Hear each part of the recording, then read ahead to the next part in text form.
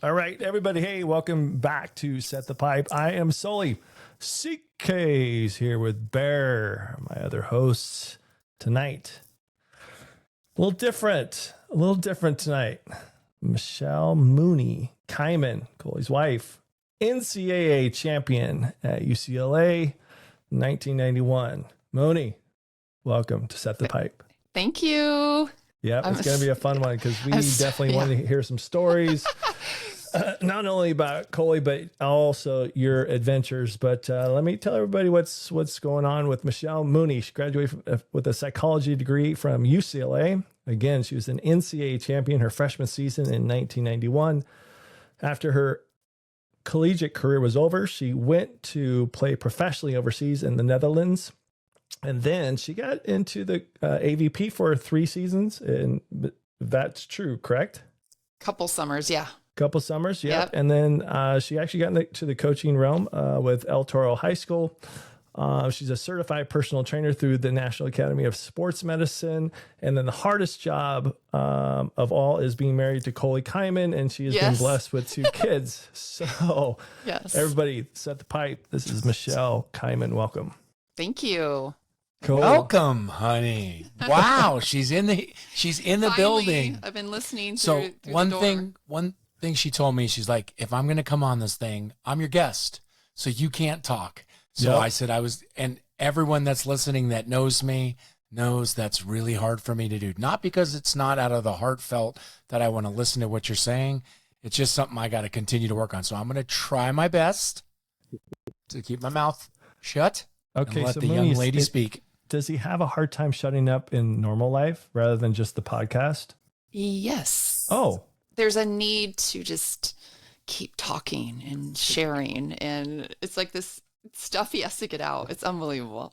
Sometimes I just say, honey, I love you, but can you just stop talking for 5 minutes? Just don't say a word for 5 minutes. And sometimes he can't get through those 5 minutes. Okay, we can have Mooney on here a lot more, Bear. I'm just telling you right now. Why do you think she's stoked I'm doing the podcast? Yeah, when I was right. asked her if I could do it. She's like, oh my God, you're going to talk for 3 to 5 hours? Yes. Go for it. Yeah. The daily words in. Yeah. Whew. Hey, so we're going to keep Coley on a leash a little bit. So let's go back prior to Mr. Kyman meeting you. You know, let us know how this all started. Where did you play high school? Tell us about the recruiting process through UCLA. And Coley says it time and time again with a lot of affection and love about the UCLA connection with you and your son going there. Yes. But how did that all start from you from high school and on the recruitment end and your time there at UCLA? Because it is a storied program, men's and women's both. Right. So I grew up, my first sport was softball. Oh, no I started at the age of 4 and played till 8th grade. That was my sport. Okay. I think my dad wished he had a son first, so he just threw me into sports right away. Yeah. And then I got to high school and I learned how to play volleyball my freshman year of high school. Okay. Which you can't do nowadays, right? And go to college. It's just, you can't do it. So, walk in freshman year tryout. He was 6'2", though, as a freshman. 6'2", walking into high school. Hey, Bear, did you just see that? He interrupted her already. Yep. And we're what 2 minutes into the thing? See, you guys? Do we do it? I just add color. I'm adding No color. one's adding color. I can put my own color, I think. Yes, you can. And you This is a husband and wife. Yeah, the problem you guys doing it together in the same room is I can't mute Coley. I have to mute both of you, so there's a problem there. So I'm gonna have to figure that out. But anyway, I'm going to be good. Michelle, continue. Yes. So I come into tryouts right before my freshman year. You know, the coach thinks I'm actually coming in for the coaching position that he's, hiring for the JV. Wow. And I said, no, I'm a freshman. I'm 13. I want to try out for volleyball. And so that's where it started. I wasn't even thinking scholarship, college. Sure. I was just like, hey, this is a fun sport I want to learn.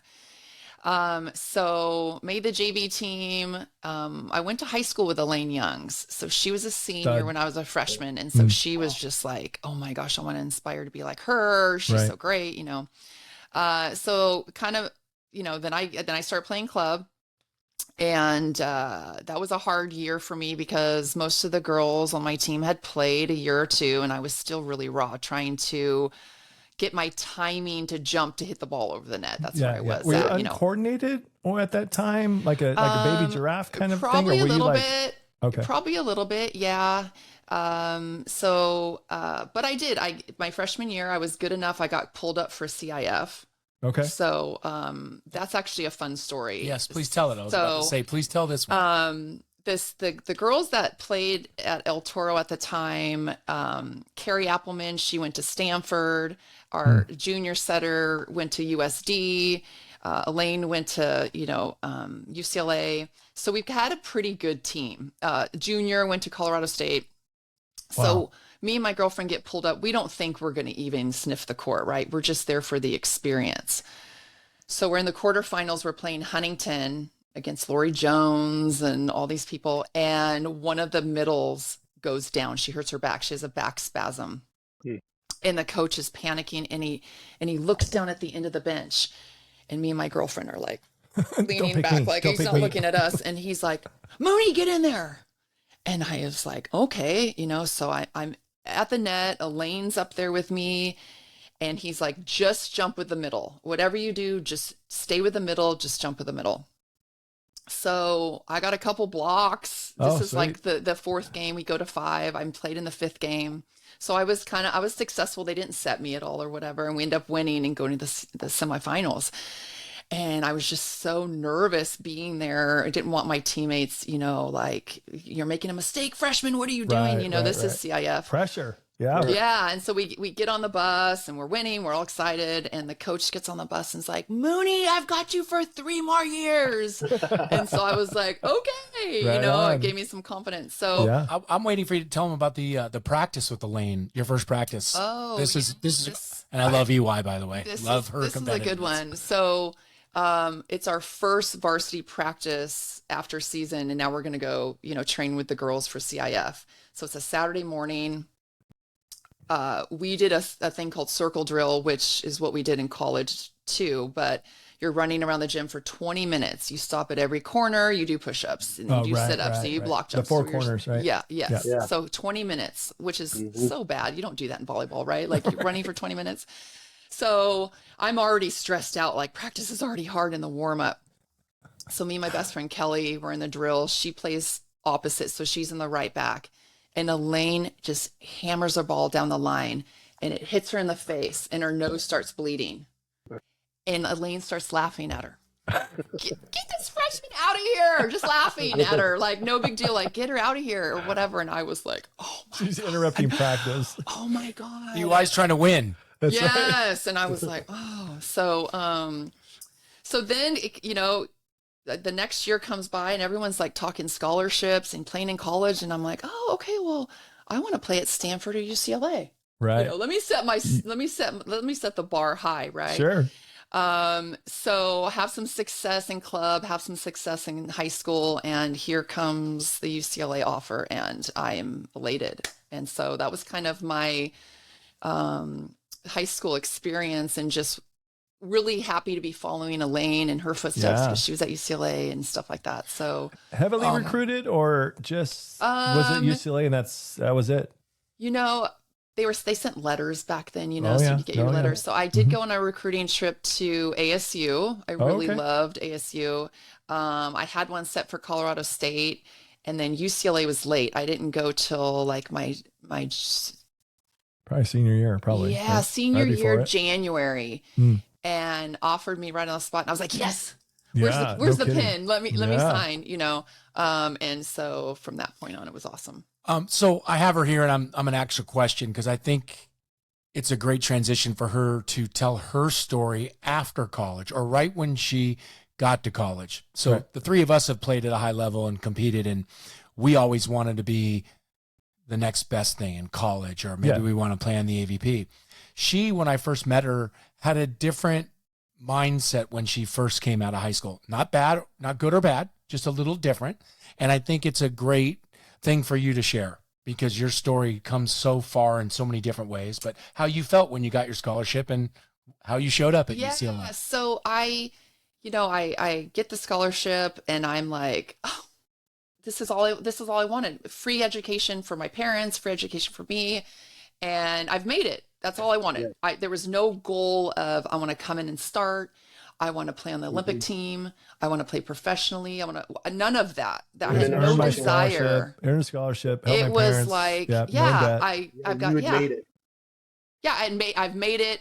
That's it. There's no other, like I look back at Jake and stuff, and he's like, I want to, play in the NBA, and I want to go in and start, and I want to do all these things. Well, I never had that goal. Right. I was just like, UCLA, I'm there, So leading up to college, the summer before my freshman year, they send the packets and this is the lifting schedule and this is what we want you to do, so you're prepared when you come in August. I didn't do one workout. I didn't do one thing. I was like, this is my senior year. I'm going to go to the beach. I'm going to live it up. You got in the trap. I'll be fine. And UCLA won the national championship the year before her senior year in high school. In 90. And I was coming in, and Andy Banikowski, when he sat down with me, he's like, listen, your future in my eyes is you're going to come in, you're going to redshirt, you'll probably sit a couple years and then play, at the end of your time here. And I said, that's fine. Yeah. And I knew the players they had. They had 6 All-Americans, and the team that won in 1990, they only graduated Holly and Samantha Shaver and a couple others. That 90 team was down 2-0, right? I think so. Right? Against Pacific, I believe. Yeah. And you guys beat us. Right? Yes, my freshman year, 91. And we were December 21st, 1991. We were up 2-0, correct? Is that right? Yes. Yeah. Okay. Yes. I was at that match. I'm like, holy crap, we're going to sweep UCLA. This is unbelievable. And you guys, Natalie Williams was on the team, right? Or no? Yes. It was her hit that they called a touch on, and, we don't know if there was a touch or not, but we won 15-13 in the 5th after that swing. Yeah, so I remember that. So I was just, in my mind, I was just like, I'm going to ride on the coattails. I'm going to get a national champ. I'm going to get a ring. This is all good. I'm going to have fun in college. My dad, he was a cop, so he's really hard on me. So it was like, your curfew's earlier than everyone's, you're not going to date boys, and, I'm going to give you the whole breathalyzer when you get home. And so for me, growing up in this strict household, but I'm glad he raised me that way. But so I got to college and I was like, what? Party? Yeah. And I did. Boy, did she. That's how you met Coley. So, yeah. Funny. Hey, so I love her stories, by the way. I love her stories.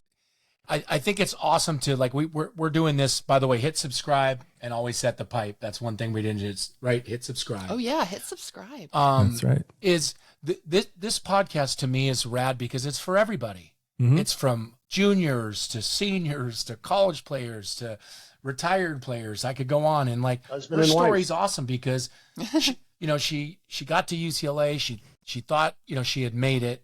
Yeah. And she did. I mean, she won a national championship. She got to play her senior year and start most of that season. But it's just a different approach and trying to hear different people's stories, right? And when I first met her, it was unique to me because I was surprised that she didn't have those goals to want to be a pro or make the Olympic team or anything like that, Yeah. So Mooney, your path was you sat for 3 years and then you played, for the most part, it sounds like, your senior year. How would you do the same route in today's game with the transfer portal, that you can leave so much? Would you stay with those 3 years and grind and then hopefully you play your senior year, or would you have transferred? Because probably back then you had to sit out. Right. And if you transferred, you had to sit out a whole year, you'd miss a whole year. But with today's rules, how would your career have been, you think? I would have stayed for sure. I knew I wanted to be there. I knew going in I was going to sit. Right. It wasn't like, what do you mean? I thought I was going to play. Like it was clear cut. And like I said, the team that was there, the girls, my first 2 years, I mean, there's 5 or 6 All-Americans. I knew. I just wanted to be on a team that had the ability to win a national championship every single year. Yep. And that was our goal. Like we'd have meetings. We met with a sports psychologist every Monday for an hour. And the goal was these 4 numbers on your jersey are so important that it's not an individual sport. It's about these four letters, and we are expected to win the title every year. Right. That was the goal. Yeah. And so, yeah. That's why I brought that up to Alfie the other day on the pod, you know, about what it's like to be at UCLA. And, you know, Jake's team went to the Final Four, and they don't hang banners for Final Fours. No, it's championships only. It's period, right? And like a lot of schools would, and they conference championships. And so like that was a unique thing that she went to. And like I said on one of the first podcasts with Holly is, you know, the game's changed a lot, and it's hard to say in today's game, but I still think that 1991 team, her freshman year that beat Long Beach that you guys talked about, right. To me, if not the best, is one of the best women's volleyball teams of all time. And every one of those women that played on that team would have no problem playing in that game today with the speed and the quickness. They would just have to, you know, train it a little bit. Yeah. Yeah, that's crazy. Because we've talked about just a little bit how the game has changed so much, even from serving from the right side to you can serve anywhere. It sounds funny, and people still want to change it today. And it's probably another pod we should do is how much literally the rules have changed and how the fly. I mean, and forget about the speed, right? I mean, that's an obvious thing, but just the rules itself. I mean, it really has changed the game that I don't even know if you can compare eras anymore because of that. I mean, we didn't have a libero back then. We didn't, right? And so we also couldn't throw the ball. Right. With our hands. Well, yeah, couldn't throw it. Like Coley actually had to play defense in the back row, right? I mean, there was no libero to come in for him. And then how would that been for Coley hitting out of the back row? Because would he have been in the back rows? And you know what I mean? It's just been so different. You asked the question, so let me answer it. Yes, I would have been in the back row because I would have had a hit. Wow. Backhand him anytime, Mooney. You can anytime. This is your interview. You can backhand him anytime. The fact that she's dealt with me for 31 years, and it's 31 years ago yesterday. Award. I keep saying to my girlfriend, like, can I get an award or something? You're absolutely right. Yep. You're right. And you know what? On that thing that you guys are using, there's a mute button on there for his microphone. I'm just putting that out there for you. The second red button. Yeah. But anyway, good stuff. So you get through, and how did you go pro? Okay, so this isn't a put down. This is because going pro overseas wasn't in my wheelhouse. It just wasn't. It wasn't how I was raised, kind of like you, right? But now you're around UCLA that are doing that. Right. I mean, when people were going overseas, it was Hilliard, best in the country, and then all of a sudden I'm like, Bear's going to France? What's what this are you all saying about? there? Right? You didn't think I could You know what I mean? No, like I just didn't think it was part, but then to find out how he got there was through Eric Sullivan, is like who you knew and his agent and all that kind of good stuff. So Tim Kelly. Yeah, TK, right? But knowing that you weren't this Olympian All-American, how did you get to the Netherlands? Was that networking? Was Banikowski a big part of that? Was your network, like, how did that come about? Really curious. So I graduated. So I was at UCLA for 5 years. So I redshirted my second year. Okay. So I graduated in 96, moved home, got a sales job. I was, at that point, I was playing some 6-man. We started playing at nationals. And so I still had the itch to play, but my mindset was a little bit different. Didn't you play that as well? Yeah, I forget what year that was. So then I kind of stayed with a little bit of volleyball. So like, even though I was working, I stayed in shape. We kind of played on the weekends or whatever. And so in 98, a special team kind of popped up. So Tim Kelly was the one that was kind of organized it. So, you know, when you go overseas, you're like usually the only American on whatever team. So this time it was going to be. What was the name of the team? Martinez. Oh, Martinez. Okay. Yes. In Amsterdam. Yeah. Well, it was a little bit south of Amsterdam. So the city was Amstelveen. Okay. And TK had a hookup there. And so my best friend, Allison Randick, she had been playing overseas every year. Right. So she had that experience. Okay. And he said, hey, I've got a team and I could bring, like 4 Americans over. Would you enjoy Mackenzie and Al want to go over there together and play? And I was like, yes. Yep. Yeah, I want to get out of this sales job. Right. I've been married for a year. I need a break from this guy. I want to Not even time out. This is part of the story. Not even a year. Right before. Not even a full year. We haven't been married. I got to give Coley credit. He's like, go. right? Yeah. Yes. Yeah. So Newlyweds, and he said, "Go." I know. That's awesome. And he had went to Finland my senior year of college. So he's like, listen, you got to go. You got to experience this. This is a chance of a lifetime. You're with your best friends. And there I go. 98, I'm off. And I had this whole different mentality. I don't know why. I felt confident. I felt, oh my gosh, I'm a professional. I'm going to give everything I had. Yeah. And I was, my junior and senior year, I flipped the switch and I worked really hard at UCLA and I lifted and did all that stuff. So I was different then. And she met someone. We had a great Sully, experience. Someone kind of helped her with that. Helped me with my confidence. But yeah, went over there and had the best experience. And I was so glad I did it. Yeah. And actually ended up having knee surgery over there before I came home, a little scope. Yeah. You know, since I'm on the pod and I'm still part of it, I got to bring up part of that story. So I surprised her. I don't need to get into it, for our 1-year wedding anniversary with the top of our cake. She had no idea it was coming over. Al and Joy. But the reason I'm telling the story is this one reason only, is she talked about how hard she was working, what she was doing to get in shape. So I don't know if they sell anymore, but there's a product called Rip Fuel. It used to have ephedrine in it, and we used to take it, lift weights, you get cut stronger. So I surprised her, and she's like, oh my God, tears, oh my God. She comes up, she gives me a hug, and I thought I was like hugging Hulk Hogan. Like her back was like super jacked up, and like, I'm like, damn, like, someone's been lifted. Someone's a pro athlete, like a real pro athlete over here. I was like, damn.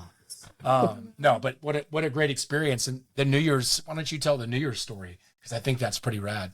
The New Year's story. Yeah, about how everyone congregated the year you were there, over there for New Year's Eve. Yeah, that was awesome too. Because, you don't come home because you only have, 4 or 5 days off. So we just had, oh my gosh, 15, 20 of our friends come over for New Year's because, we've got friends staying in Amsterdam. Let's go to Amsterdam for New Year's. Right. And wow, we had the best time. But part of the story, though, I think that's rad, is it was about maybe, let's say 8 to 10, maybe, I don't know, 10 folks from the U.S. flew over. But there was 10 to 15 folks that were playing pro volleyball throughout Europe that also trained in. Oh, yeah. They came into Amsterdam. So there was like 15, or like Barnett was there. I mean, I could go on down the road, but there's probably 20 of us at a steakhouse in Amsterdam for New Year's Eve. And again, half of them, flew over for me to party and see moons, and, but the rest of them were playing volleyball professionally. No and they're kidding. Like, hey, I didn't know that part of it. I knew they came over from the States, awesome. but they're all in Europe. That's awesome. It was such an awesome experience, and a bunch of people that I played against in college. Barnett, a good example. The Hughes brothers, like all these folks that we hadn't seen, and it was just such a cool experience. And then my newlywed wife is playing with a couple of her best friends, living just outside of Amsterdam, making money playing volleyball. Like, I like to say, that's good living right there. So who did you guys play? Was it just other teams in the Netherlands? Did you travel all over Europe? What other teams? We stayed mostly in the Netherlands. We didn't travel too much. My first tournament, which is funny. So we had 2 Canadians, but they played in the U.S. So Americans. And Dana Cook, so she played at Michigan State, but she's considered Canadian. And then what am I forgetting her last name? Our outside hitter. So long ago. But we had an Ohio State outside hitter that was really good. So what was the question? Who'd you play? Like, who you guys played? Did you guys travel internationally over there? Or? Yeah, we kind of stayed within the country, but our first tournament, we went to Germany. And I remember we drove out there and we're warming up. So the Americans, they've got their banana. We've got our banana. We're stretching. We've got our Gatorade, doing that stuff. I wouldn't drink Gatorade now, but I'm just back then. Yeah. And here are the Dutch girls smoking cigarettes and drinking their like espresso coffee. And I'm like, oh, you're smoking a cigarette for our games? And that was like their warm up. And here we are, doing our stretching and stuff. And I thought, wow, okay, this is a little bit different. But we stayed with mostly played, Netherlands teams. Yeah. Okay. Yeah. Wow. It's awesome. So then you come back from the States. So how many years were you there in Netherlands? Just 1 year. Just one season. Just one season. Yeah. You went for it and you said, I'm done. Time to go home. Yeah. Wow. And did he sucker you back home, or was that your decision? No, I was ready to, Yeah. Right. So she comes home, and no joke, we owned a condo together, and she flew home and I picked her up from the airport in the morning, and we bought a house in the afternoon here. Oh, You've been looking at a house. Where yeah. we live in Orange It's County. like, It's a babe, new development. I'm like, house we on got to fire. go. And so Where you live today? That's okay. your only house, right? yeah, That's your one and only we house. actually we same city. We bought a house 2 years after that Okay. and moved in the one we've been in for over 25 years. But Gotcha. it was crazy because we both missed the game. She missed the game. She just played, so we started to coach. So Right. I think talking here at the pod would be a great next step from getting into coaching and then getting into what you do for a living now. They had they tried the indoor league probably in '96. I think it was called the NVL, National Volleyball League. Okay. Yeah. So I did play in that for 2 seasons before I went to Amsterdam. Okay. I forgot. Oh, before you went to Amsterdam. Okay. Yeah, and so it was like $75 a game. They'd fly you out. You'd practice with some of the girls in your area just to get practice, and then they'd fly you to your teams. So I started out on the Colorado Thunder. I went to a couple games, pretty Colorado fun. Thunder. They played at Regis University, Yeah. Oh. which was great. And then the next year it was the Arizona Flames. So, it wasn't about the money. It was just So about do you still have your jerseys from back then? I don't. We couldn't keep them. Oh. It was like a recycled thing. I mean, that's right? kind of like a This big is Coley and Bear thing. Well, you know what? I still have my Long Beach jerseys. Do you still have my UCLA jerseys? No, we never got them. We weren't allowed. You have Plus, nothing. we wore the unitard, so it wasn't even like a jersey. It was God, the whole it was a unit. one piece. It was a one piece I didn't want. And your teammate in Amsterdam was Gabby. Oh. Yes. Oh, that's the Jost. sight to see. Yeah. Beautiful, by the way. Yeah. So, why don't you hey, so you start coaching. well, actually, you know what? You played club like U.S. Nationals. Yes. Did you have a unique team name? So my freshman year, I played at Cal Juniors. No, we're talking No. about U.S. You have Nationals, to- U.S. Oh, Open USA Nationals. Nationals. Yes, Yeah. yes. Team My understanding. Trim. What was that? Team Trim. Because you guys are so thin and gotcha. You're right. I think Okay. so. I just heard, so I needed to ask. Yes. That's awesome, Yes. by the way. Team Trim. And I guess the rule was that if for Team Paul Mitchell that you guys played on, was no girlfriends were allowed, right? No wives, no girlfriends. You keep those. They keep them at home. This is Keep the them There guys' to trip. compete for We're a championship. We're here to That's it. compete and get our sleep. Do that thing. One and open. And so the next year in '96, we make a team, or in '97 we make a team. And so Coley's like, well, wait a minute. Well, you went the year before when we traveled and we got engaged on the trip. You showed up to Dallas. That's when was there back in the day before you played. Yes. Well, that was always on a trip, so that I was kind of allowed to be there. But There knows. we all I've know. heard the stories. A Trust lot of me. people in the volleyball community. Mooney know was that there. story, by It's- the way. I was there. It's well I known. was there. But then the next year I was allowed to go because now I had my own team, because it's like, okay, the girls. First of all, there's no allowed. You could do whatever you want. I know, but it was like, okay, We're this there is to the win. guy thing. We're there to win and we're there to open. win Yep. and stay focused. That's right. So yeah. So you guys so all the got trim. together. Who Any named good this team? stories? First off, Oh. who named this team? Because there's a ton of stories, by the way, and I would love to hear it from Mooney's perspective, not Coley's perspective. For the first couple years, me and my girlfriends, we got invited to play on the Exterminators, which was a guy who just loved volleyball. He was Steve is a great guy. If you're listening, Steve, yes, how you doing, Steve? Super volleyball a fan. lot of people out there like him. Yeah, and Good man. He'd save up all his money from his exterminating company, because we were called the Exterminators, and he yes. would save up all his money to pay for us to fly out there and stay and play because he wanted to win so bad. That was There's like his a lot. goal. There's a lot of pocket of people out there for us. Yes, actually, yeah, yes. that's So I think big-hearted. Yeah, We did win one year. You did. You Yeah. won. I remember. And I remember he was Might have so been excited. Kansas City. Yeah. Yeah. All the tournaments kind of blended together because we bit. played so many years. But it mattered to him, and it was a No, big it did. deal. It was a big Oh, deal. for That sure. was our first introduction into playing. right. And so after that, we thought, okay, well, let's do our own team. And how are we gonna raise the funds? Like, how are we gonna get, because we don't want to pay for ourselves to get there. Of course, yeah. And then we got sponsors somehow. sponsors and stuff. Yeah. And so So- you named your team. How'd Team that come Trim. about? I don't know how that came about. Come on, let's be honest. Maybe you guys called us that, and we were like, okay, we'll just be Team Trim, And Okay, some people so were I'm like, gonna set the record straight here Okay. for once, so if everyone's listening, For sure. and it's not a bad thing. in the movie 48 Hours. Oh yeah. Okay, if you've ever seen it.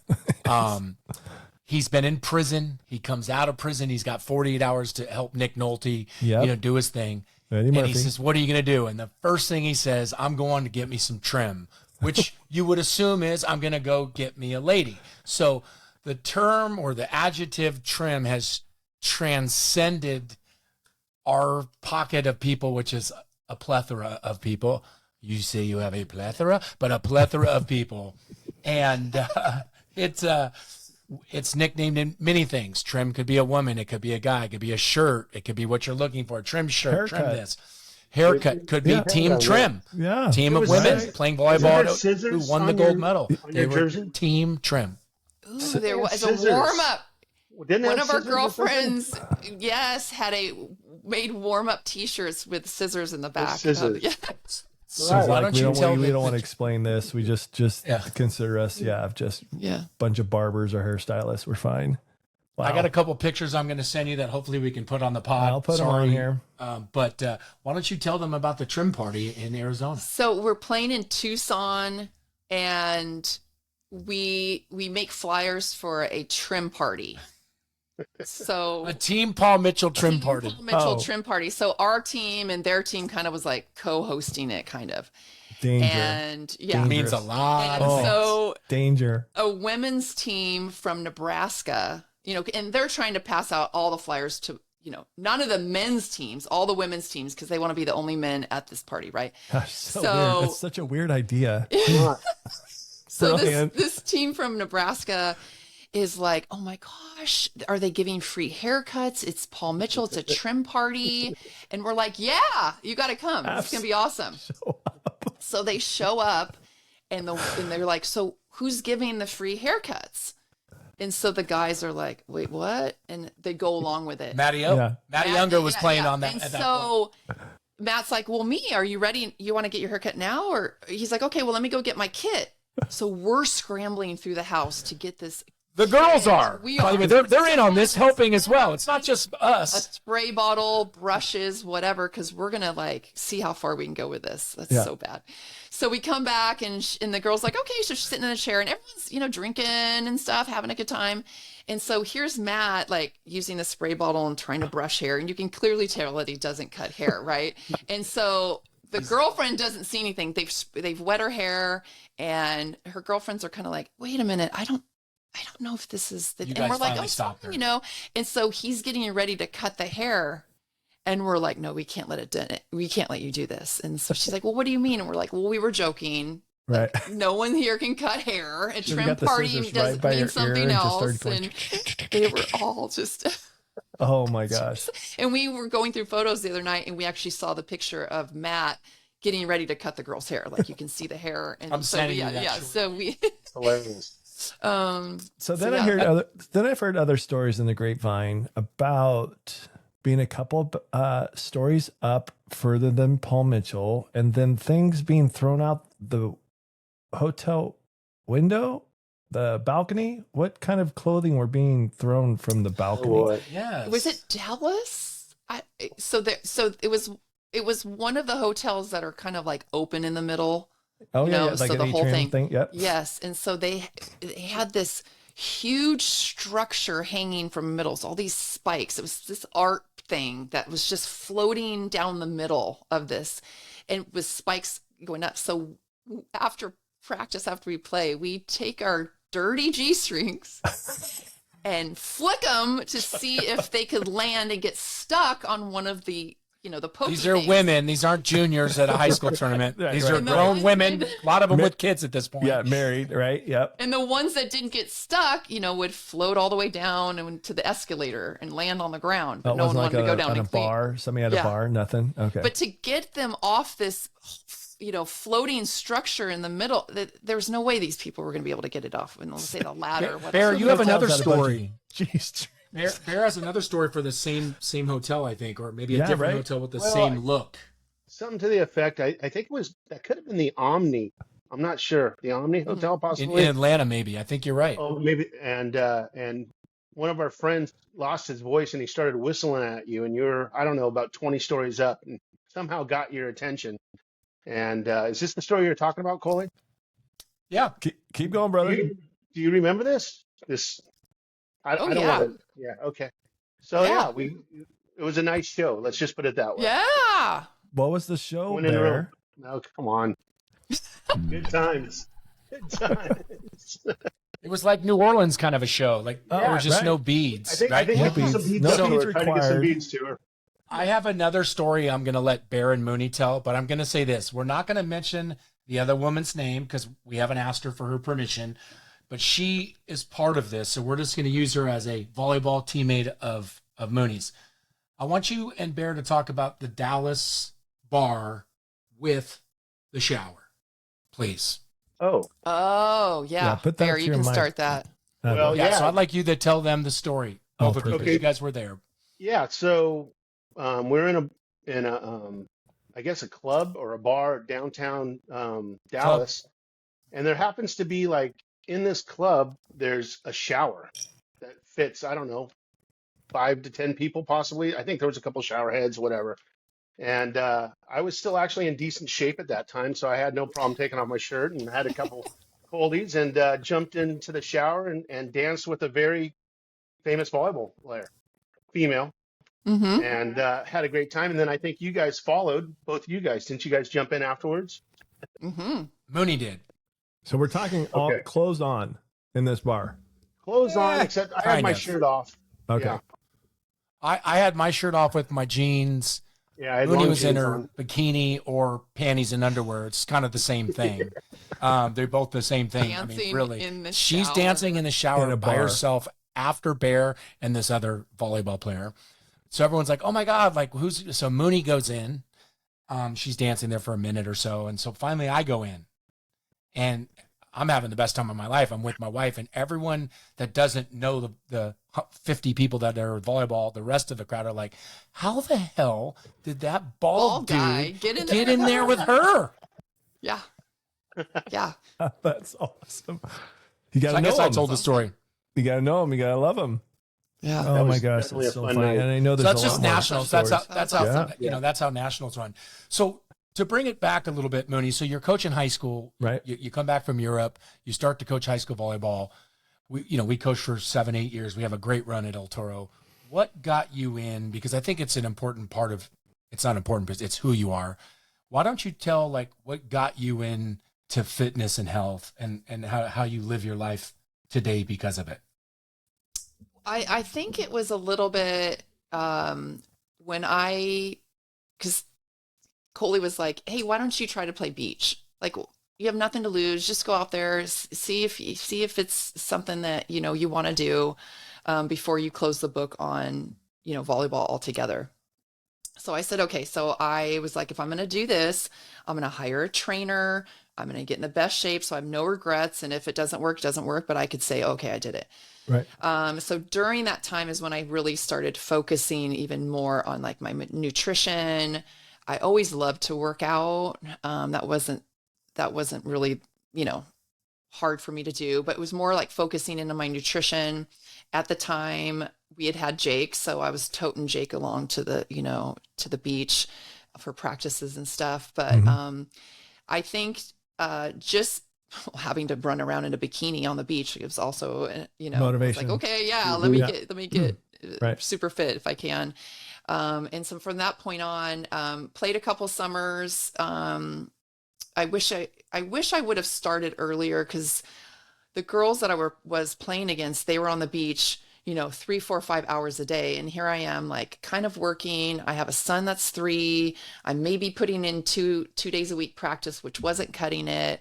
And so after that, I just was like, I'm really loving this nutrition and fitness thing. I want to be like a personal trainer and help people with their food. And so that's kind of how I got into it. It wasn't like I always wanted to be a trainer, it wasn't even on my radar, but because of how I felt, how good I was feeling and how much I was changing my body once I had a trainer, I was like, ooh, like this is something I could do.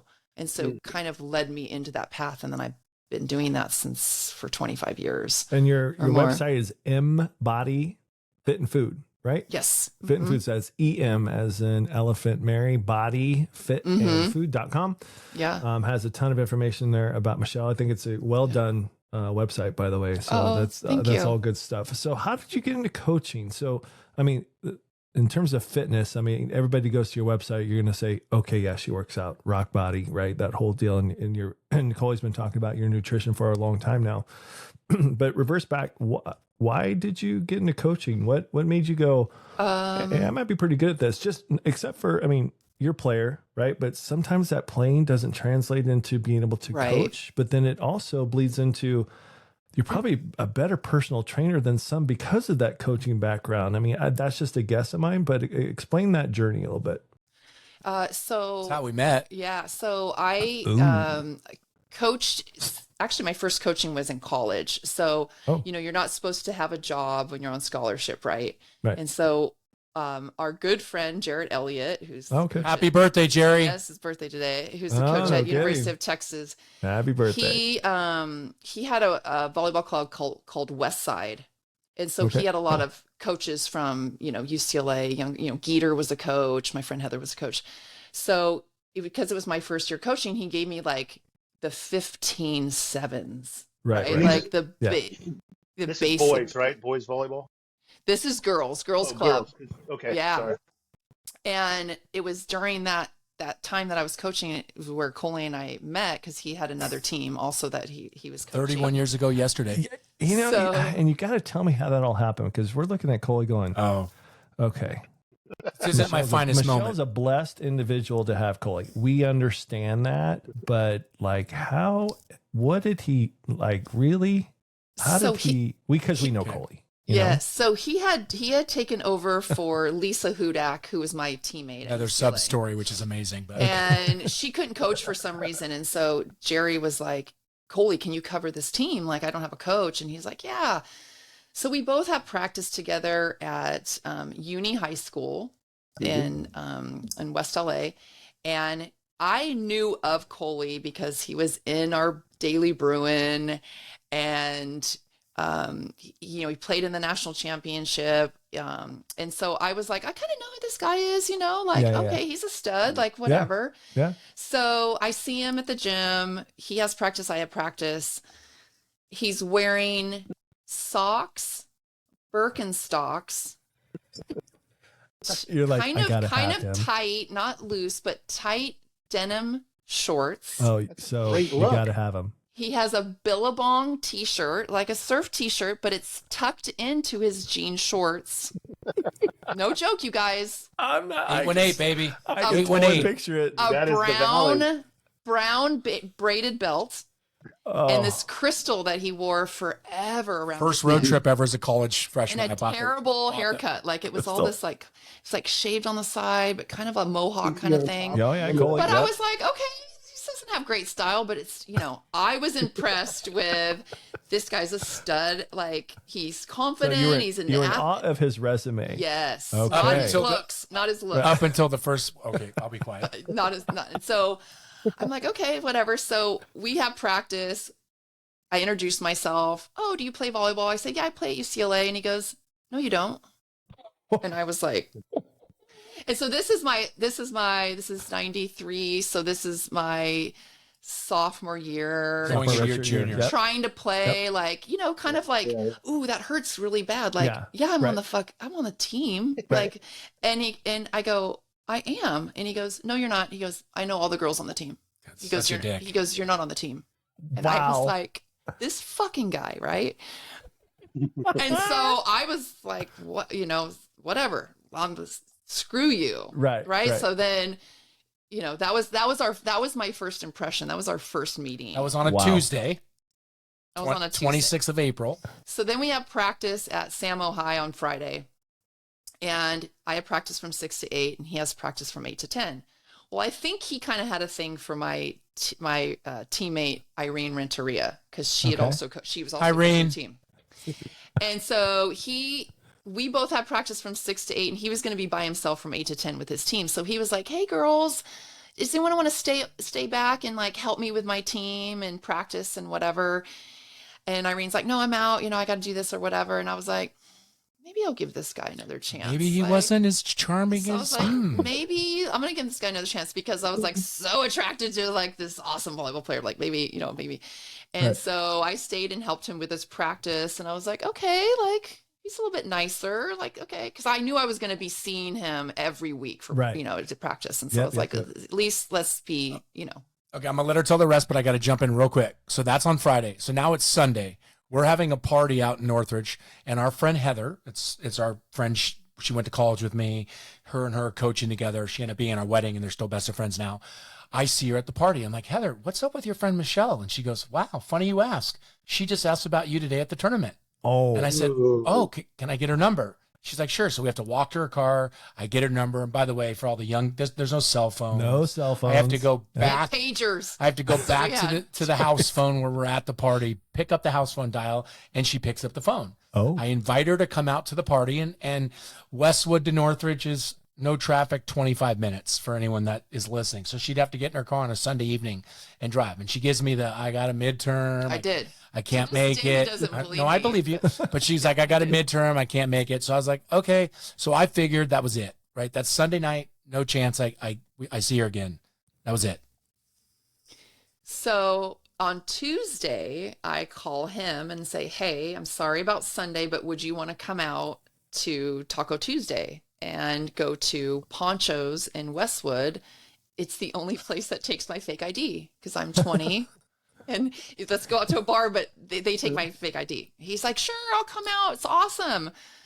So he comes out. He's with my roommate who's dating a football player. And then another football player comes, a friend of mine, to have dinner and have drinks and stuff like that. And he is just crushing Terry Donahue, the football coach at the time. He sucks. What is he doing? Whatever. And my two friends that play on the football team are like, who's this fucking guy? Yeah. Like, who's this he's ass? coming here and he's like crushing us. Like, go back to the Valley. And I play football at Northridge. Sure. I'm heckling UCLA. Go back to the Valley. Right. And I thought, well, he's not making a good impression, on my friends or whatever. And so he's like, I heard that, female volleyball players can't party. Can you party? And I'm like, I can party? What are you talking about? He's like, okay. So they're sending those little test tube shots around, that filled with terrible tequila for like $1, right? Yep. And he's like, okay, let's go 1 for 1. Now I have volleyball practice at 7 a.m. on Wednesday. And so I'm like, I can do this, shot for shot with him to try to prove to him And needless to say, he came back. He slept on the couch. No kiss, no nothing. I went to practice the next morning. I threw up all practice. I don't think Andy believed that I had food poisoning because I was like, it's something I ate last night, and just threw up the whole practice. Right. Yeah. Andy's like, sure. I can smell it. But that was our first date. Yeah. Trying to prove to him that I could, hang and party. So it sounds like, Cole, you got 2 strikes. You didn't quite get to the 3rd strike is what it sounds like. No, it was a tough one. So that was our first date. And then the next day we didn't see each other. And then the next day after that was Cinco de Mayo. And we probably saw each other for weeks after. It was, some of it wasn't my prettiest moments. But the fact that, she stayed with me during those times is even crazier to see that was that long ago. Well, I mean, which is crazy because it was so fun.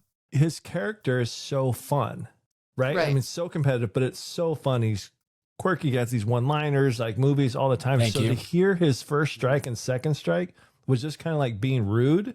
That's just kind of throws me off a little bit. Everybody loves Coley because Coley's Coley, right? Right. It wasn't the rude. Conversation, the gift of gap, and you weren't rude. It was more like cocky-ish rude. Like it wasn't trying to be like, it was like, dude, like I because Elaine, Natalie, all the girls on her team, women on her team. How can you be cocky when you're talking to UCLA linemen? I know. I was like, wow, what an idiot. What an idiot I was. But it was amazing. But, we had so much fun in those early days, right? Like, coaching for Jarrett and just, running around doing it. Yeah. So, but to get back to it, that was really fun.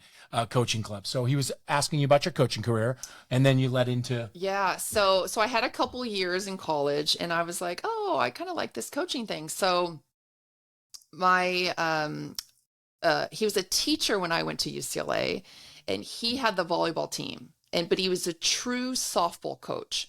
Okay. And he calls me and says, listen, we have 10 freshmen that have played club volleyball. They're probably good enough to play varsity. I'm really not, I'm really not, what's the word I'm looking for? Like equipped. Yes. Equipped. That's a good word for equipped it. Sully, good to word. take these girls and really train them and make something of this team. Would you be interested in coaching? I'll take the frost off. And I was like, oh, that would be kind of cool. Okay, yeah, I'll take it. And then Coley was like, yeah, I'll assist with you. And just being back at my alma mater and being at El Toro, it was great. And so we started my first year there with these 10 sophomores that had played club, and we took them the next 3 years. In their senior year, we went to the CIF finals. But I brought in the very strict coaching that I had experienced as a player. Sure. You know, like if you're on time, you're late. You know, if you don't touch the line on sprints, we're all starting over. Not just you, we're all starting over. Right. You know, you're not talking back. You don't miss practice. You know, that whole thing that I was brought up with, I use that as my coaching strategy too. Do you think that's bad today? Like, no. Yeah, I think we need to go back to that. Yes. But I think you need support from the administration, whatever school you're at. Because I was just having this conversation with a high school coach the other day when I texted you guys when I was with Dane and at that high school event. Right. Well, yeah. And friends of mine coaching, and he was telling us about a parent like freaking out, cussing at him after the games. And I was telling him about Michelle, and I like, why don't you do what we did, which was we wrote almost like a syllabus, like 10 things, say this is what it's going to be like. And I love expectations are. Yeah. What's your expectation? I love being her assistant coach because they were scared to death of her. The girls were scared to death of her. I was the rah guy and the cheer and the fun. Yeah. They were scared of her, and rightfully so. Woman, played volleyball at UCLA, knew what she was talking about. But we made rules, like, for an example, one would be like, if you miss practice, you have a disciplinary action. Parent would raise their hand. Well, what about if they're sick? That's great. They still miss practice. They have what about if there's an SAT? They miss practice. There's a disciplinary action. The disciplinary action for going on a recruiting trip or missing the SAT is a lot different than sitting in the bathroom smoking a vape. Okay, right. Like you might get one or two swings. It's just part of the process of that's what you miss practice, right? Right. And so accountability. And we were, at least our administration back then, supported everything she did and that we did. I also felt though too back then, this is 99, yeah, is a lot of the parents didn't know a lot about volleyball, so they kind of didn't know what to complain about. Sure. You know what I mean? I felt like they were learning as they were going, but I always said to them, if you want to come to practice, we have an open practice, please come and watch.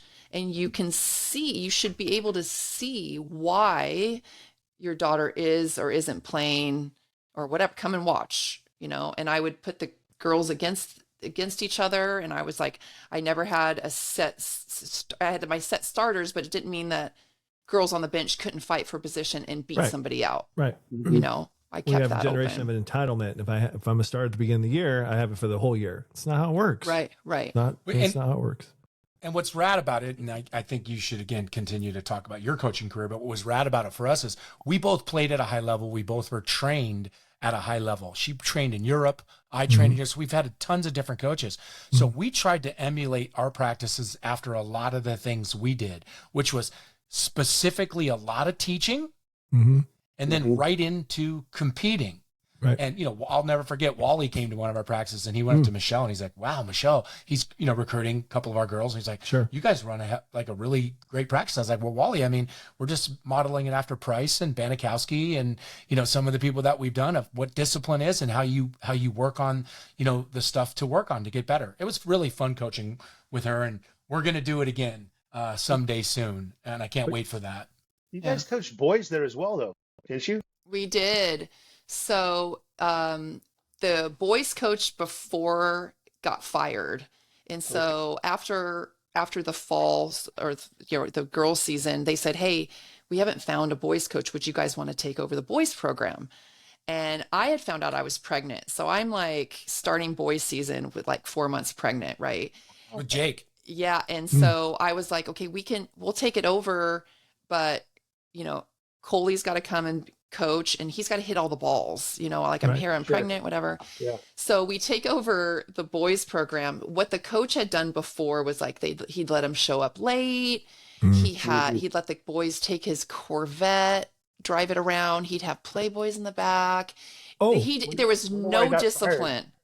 Yeah, that's why he got fired. You're absolutely right. They'd warm up playing soccer and kick the balls around. Nothing wrong with that.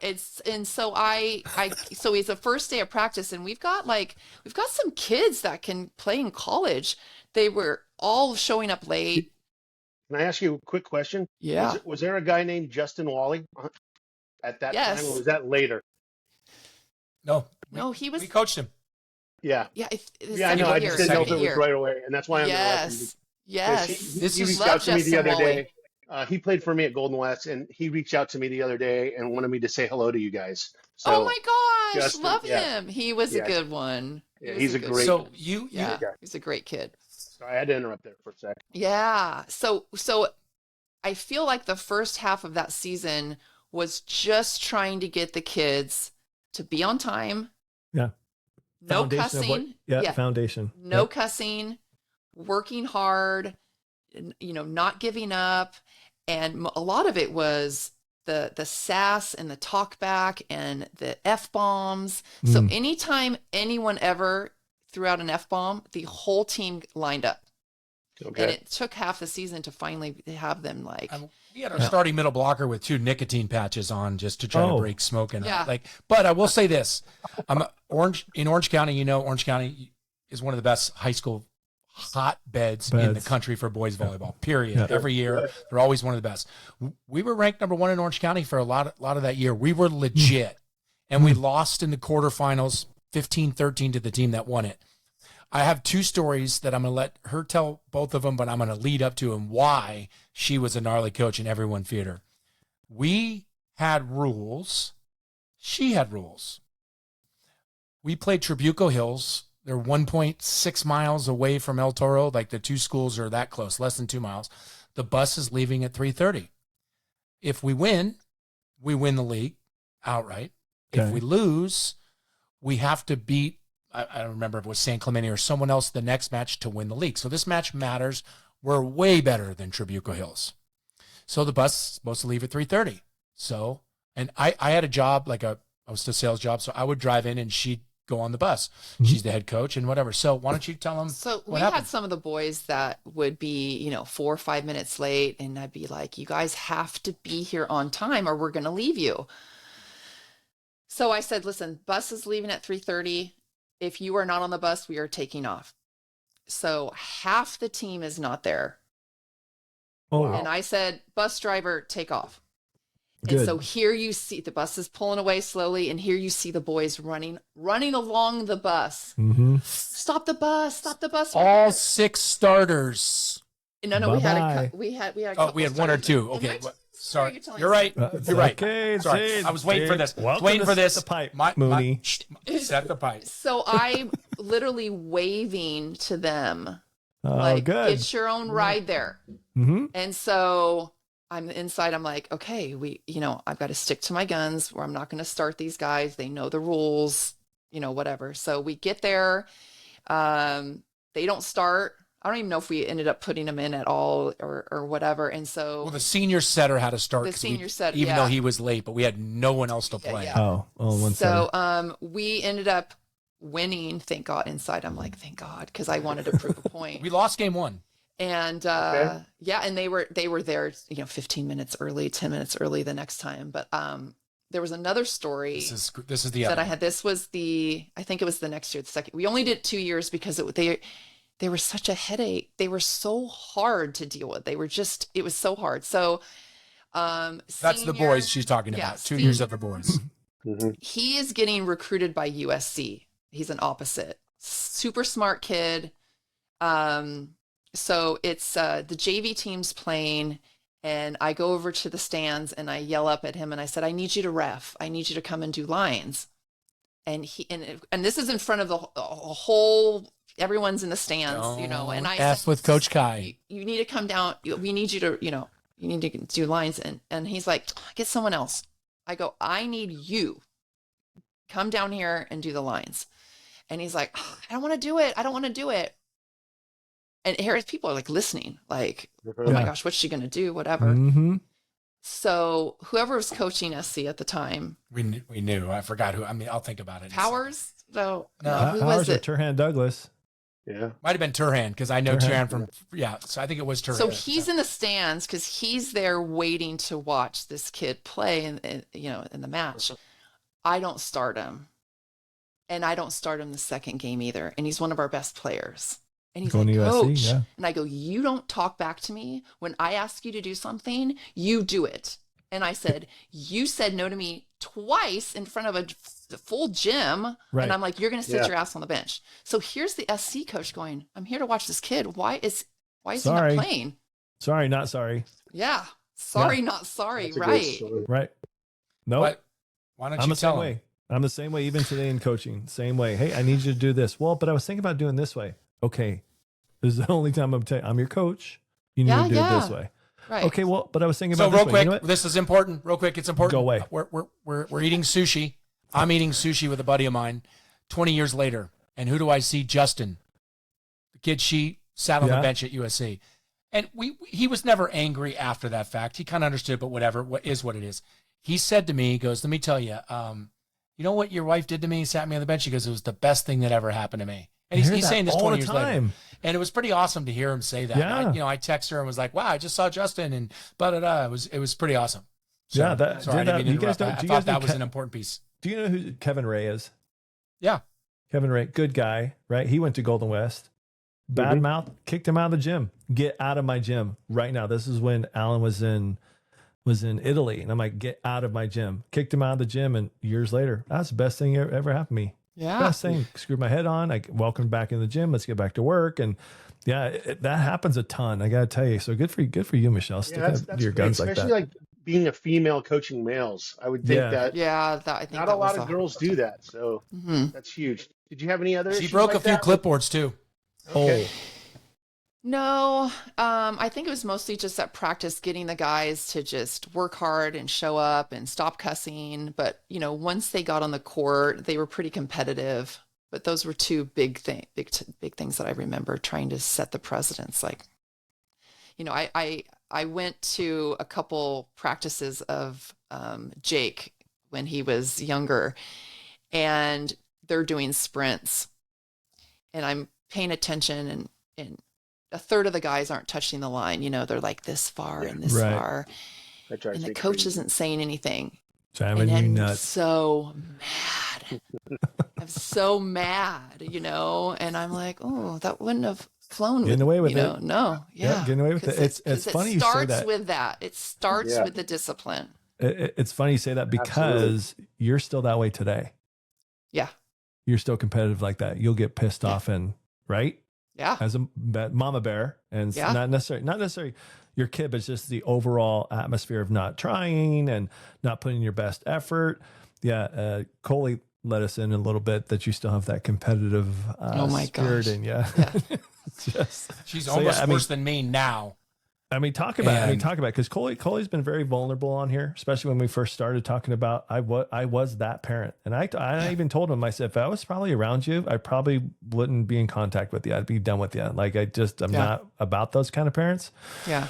So good I wasn't there. But nonetheless, I mean, your competitive spirit is still alive and well. And is that just who you are? Is it because now you have two boys one has been through college on the very high level of basketball, and you got another one going in, to Washington State. So, I mean, of course it stems of who you are, I guess, but to continue as mama bear, right? Is it a different mentality, or you think it's always been the same throughout your life? I think the competitiveness got more later on in life, because when you always say that dreaded car ride home when you don't play well from your parents, I never got berated. My mom and dad, no matter how I played, if I was shitty, if I was great, if I was lazy, it was always like, oh, good job, honey, with a hug. I never was dreading like, oh my gosh, my dad's going to yell at me or whatever. Right. And so I think a little bit more of my competitiveness started when I met Coley. I know he wants to pat himself on the back with this, but but there was a lot of positives when I met him. I was a little bit more of an introvert. I had less confidence in myself. He was always someone that kind of pushed me to go do that thing that scares you, or you should have confidence in yourself, or you got to do this. So I think he believed in you more than you believed yourself. Yeah. Okay. And so I wish I could put myself back into college and be like, it would have been a whole different thing. I wouldn't have been there and been like, oh, I'm here to party or whatever. And now really fight for a position or maybe want to play after that. So she's 30 years old. She's sitting at home and she's like, okay, excuse me. She's 40 years old. And she's like, what am I going to do? I'm going to do a bucket list. 39. I'm telling the story terrible. Oh yeah. She's 39 years old on her birthday. And she's like, what am I going to do before I'm 40? So she's like, okay, she becomes a triathlon. She's like, I'm going to do a triathlon. She was not a great swimmer. So she goes and does 2 triathlons. She ends up winning one in her age bracket. Wow. She goes and does the Spartan races, which are, gnarly, like different things that you're doing. Like she started to she already found it. And by the way, she always had it. Right. She just had to bring it out. And her parents were supportive and loving, not maybe overboard like I was. Challenging. So she did all of this stuff, and to watch her do all of that, and then she was always competitive, but to see her do all that, and when I couldn't anymore with my foot, or to see her be so aggressive with attacking life and finding things to do was rad. And then, obviously having 2 kids at such a young age, just fall in love with sports. And then, she's been the team mom, driving everywhere, doing everything. So I'm sure that helps too. It almost sounds like you were trying to reach your potential still at 39, 40 and above. Yeah. You know what I mean? Like, gosh, I was good. I went to UCLA, got a scholarship, but did I actually go and just work my ass off to reach that potential? And it sounds like later on in life, you're like, there's a miss. Something's amiss, right? And maybe that, that bucket list or that, at 39, really kind of woke up that competitive spirit again and reached that potential. That's a great story. Yeah. Good stuff. Wow. Do you guys know how long we've been on this thing? We've been on this over an hour. Wow. I know. And I think we should tell one more story and then we can maybe hang it up. But I was going to have Bear. Mooney, you can come back on anytime. Yeah, I think Mooney should come back on. Again, remember everybody, set the pipe. Always set the pipe. Set it to Mooney, set it to me. I'd set it to Mooney. And hit subscribe. I definitely set the pipe to Mooney for sure. Yeah. So I was a good passer. I played a decent amount of back row. Yeah, too. you passed. So you better be calling the pipe right after you pass that thing. And she was a great blocker. Her arm swing, blocking. But boy, could she block. We could put both of ours together. So we have a billion stories. We've been together forever. Volleyball coaching. We haven't gotta bring your boys on too, by the way. To talk about. That'd be a great pod. We haven't even touched upon her being a parent or anything, but I do want her to tell the story about car camping, because I think the car camping story is just something that everyone, it'll take us 10 or 15. It'll be beautiful. Okay. That's really interesting because her smile really changed from a normal, like, hey, I'm on a podcast smile to, okay. Hold on. Before I tear up, I got to say one thing. And this is important for me, for my self-help, for everyone listening. You can still grow as a human being. You can still change. I'm working hard on my listening skills and not interrupting. You're doing great. What I did during this trip, I've changed ever since then. But boy, is it a doozy.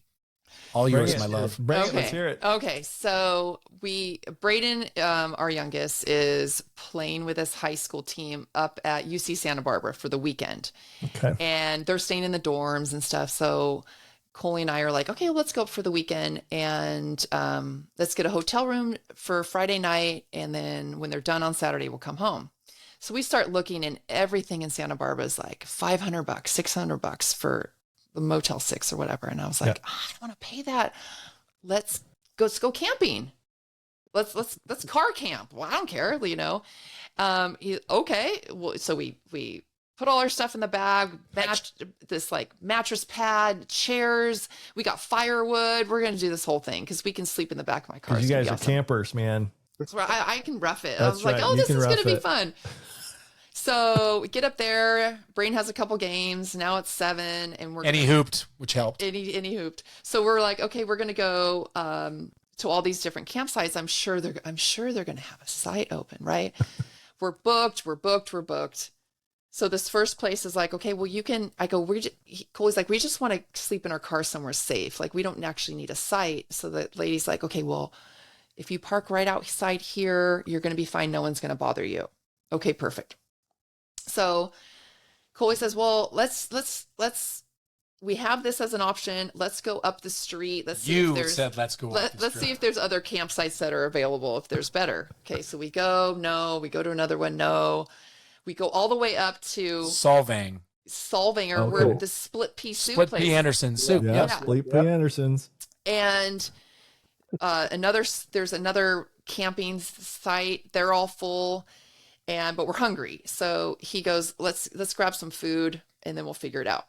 So we go to the Habit, and down the street is this little dinky hotel. Coley goes, I'm just going to go in and see if they have a room, whatever. Maybe we just stay here. So he goes in and he's like, oh, we've got a room. It's $99 for the night. $99. $99 for the night.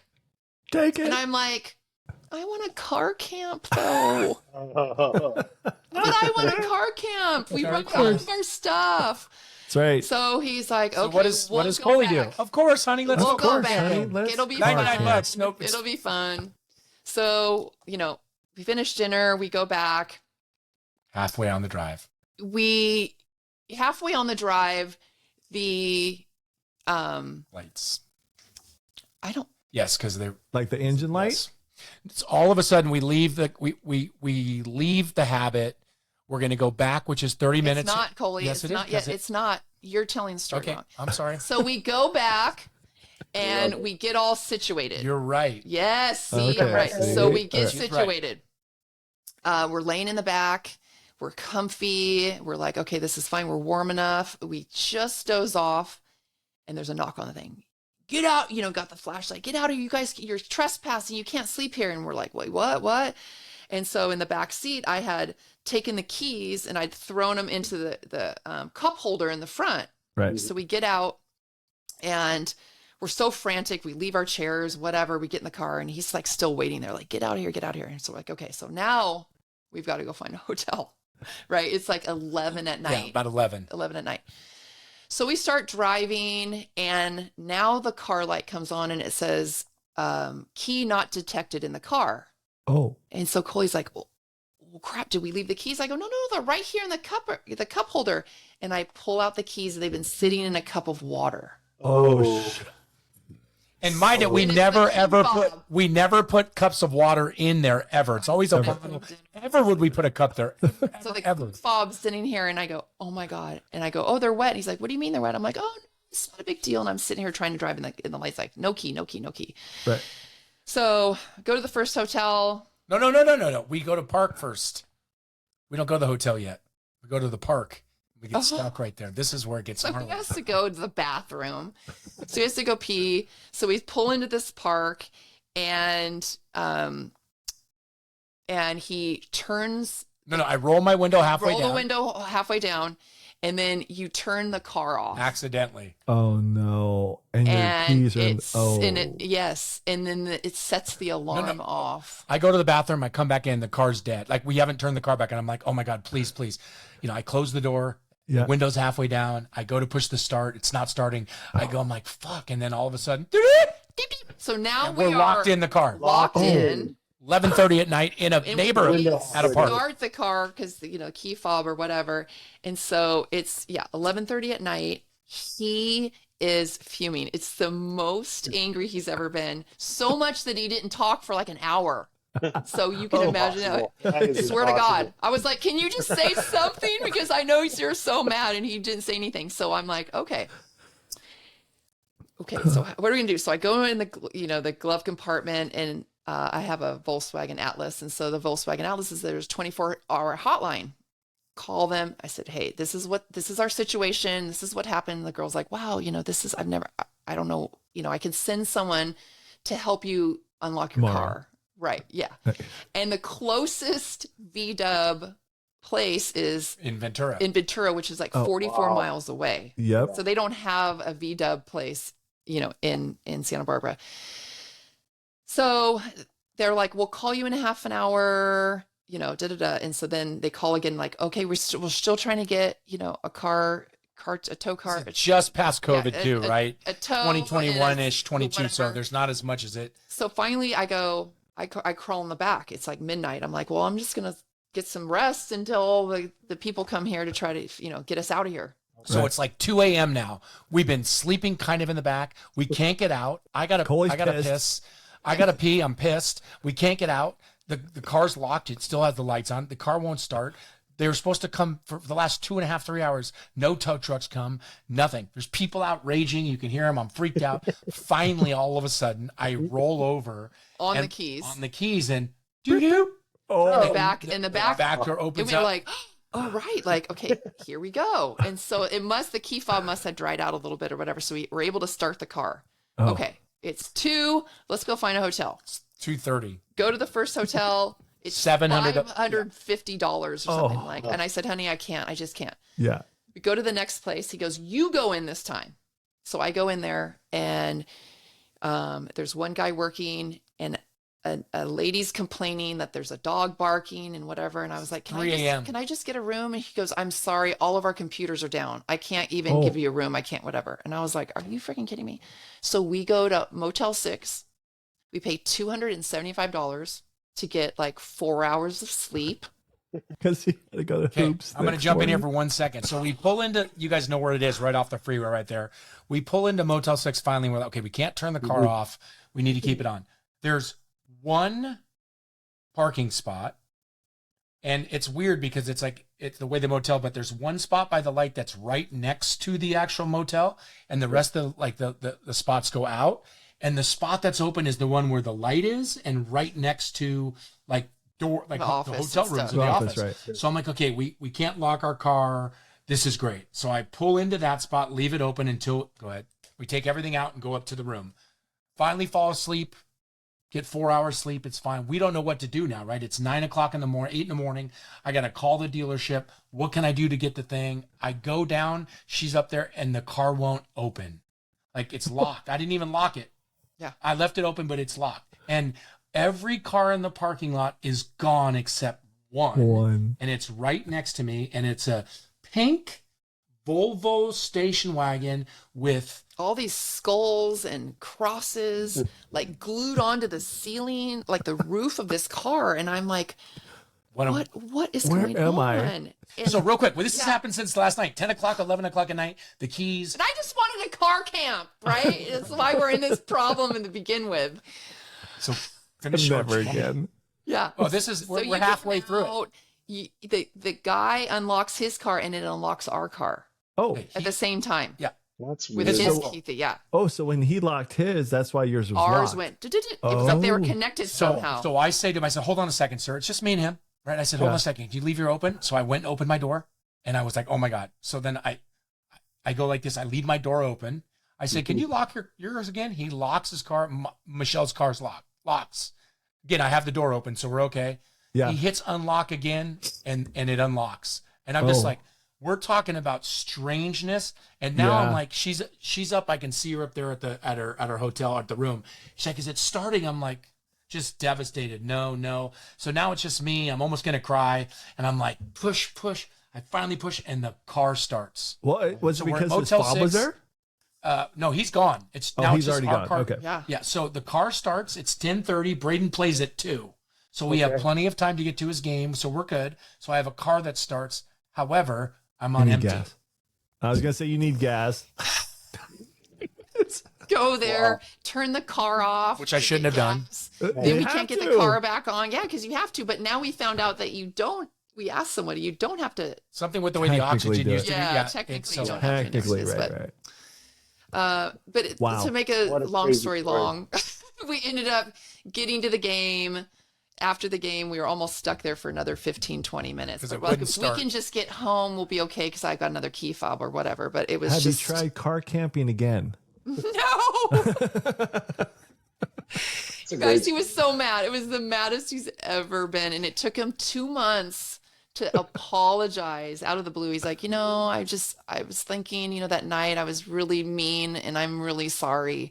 And I was like, Yeah, it took you 2 months. Because you were so mad. And I was just angry. The thing that's so dumb about it, and again, this is what I said at the beginning. We're all trying to get better, and I really have a lot to get better at. And so like I look back now, and again, it's amazing it took me this long. We're telling the story. Everyone's laughing. By the way, we were going to Greece like a week later with Joy and Al and all these people. That's why we were like not wanting to spend all this money in a hotel. And all this just happened.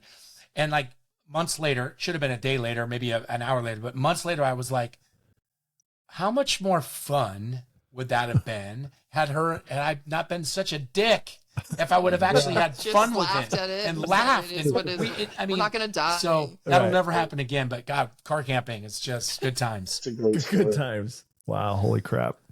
Yeah. Michelle Mooney, we can go. I'd love to have you back. I'd love to have actually both of you guys back with the boys.